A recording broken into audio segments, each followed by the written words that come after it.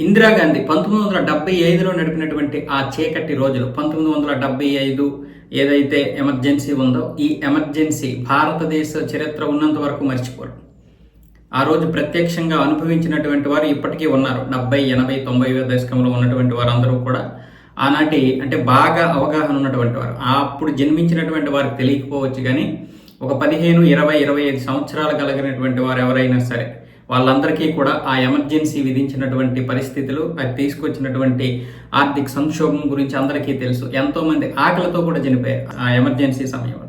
దాని గురించి ఇప్పుడు ఎన్సీఆర్టీఎం వచ్చేసి 9వ తరగతి పాఠ్యాంశంలో తీసుకురావడానికి చూస్తుంది. సాంఘిక శాస్త్రంలో ఈ యొక్క ఎమర్జెన్సీ గురించి పాఠంగా తీసుకురావడానికి గత 2 సంవత్సరాల నుంచి ఇది నివేదిక చేయడం, అలాగే పునరాలోచించడం, ఇలా రకరకాలుగా దాని గురించి ఎన్నో అధ్యయనాలు చేసిన తర్వాత దీన్ని పాఠ్యాంశంగా తీసుకురావడానికి ఆమోదించితే ఇప్పుడు కేంద్ర ప్రభుత్వం కూడా దీనికి ఆమోదం తెలిపింది. కానీ ప్రతిపక్షాలు మొదటి నుంచి కూడా దీన్ని వ్యతిరేకిస్తున్నాయి. ఇందిరాగాంధీ గురించి లేదా ఎమర్జెన్సీ గురించి కావాలనే విమర్శలు చేయడానికి తప్ప ఇప్పుడు పాఠ్యాంశాలుగా ఎందుకని కాంగ్రెస్ మళ్ళీ దుమ్మెత్తిపోస్తుంది.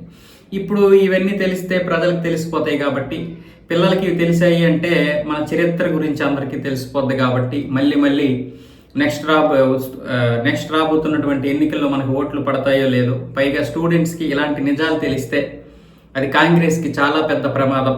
ఎందుకంటే ఇప్పుడు 9వ తరగతి అంటే వాళ్ళు 14, 15 సంవత్సరాలు పిల్లలు, మరో 3-4 సంవత్సరాలు పోతే వాళ్ళకి ఓటు హక్కు వస్తుంది.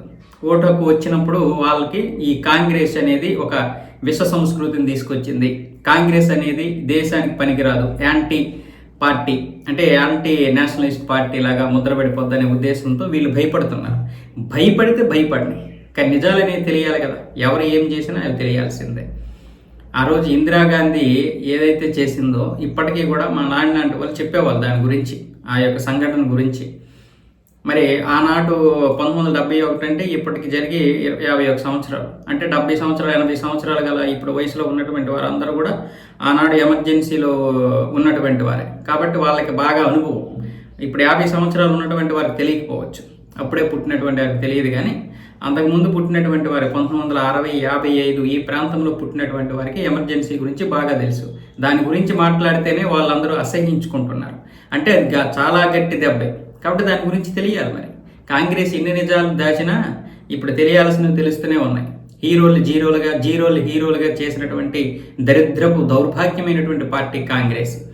ఆనాడు 2 ముస్లిం విద్యామంత్రులు 1967 వరకు కూడా దేశాన్ని నాశనం చేస్తే 1975 తర్వాత కమ్యూనిస్టులు వచ్చి మొత్తం చరిత్రను వక్రీకరించేశారు. వాళ్ళు తీసుకురావాల్సింది వాళ్ళు తీసుకొచ్చి మొత్తం చండాలం చేశారు. హీరోలుగా చేసి ఎవడెవడనో తీసుకొచ్చి హీరోలుగా చూపించారు మనకి.